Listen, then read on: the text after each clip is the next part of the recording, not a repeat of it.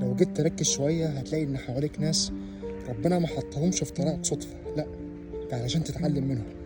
كل واحد منهم ليه حكاية، وكل حكاية لها درس، وكل درس فيه حتة نور لو انت لقطتها هتغير فيك كتير. احيانا مش لازم انك تعيش التجربة، انت ممكن تتعلم من خبرة الناس اللي حواليك. خبرة الناس اللي حواليك دي هتوفر عليك اوقات كتيرة من التعب، وهتفتح لك طرق انت ما كنتش واخد بالك منها. اسمع وركز وتعلم، وعلى رأي المثل الكبير عنك بيوم يعرف عنك بسنة. الناس اللي حواليك دي مش مجرد قصص، دي مراية بتوريك انت رايح فين وجاي منين، وايه اللي لازم تتخلى عنه وايه اللي لازم تتمسك بيه. في النهاية خبرتك ما بتتبنيش فجأة، دي بتتجمع من كل كلمة سمعتها، وكل موقف مر قدامك، وكل خبرة الناس شاركوك بيها. انت فعلا واعي هتعرف انك مش ماشي لوحدك، انت ماشي بخبرة اللي حواليك حتى من غير ما تاخد بالك.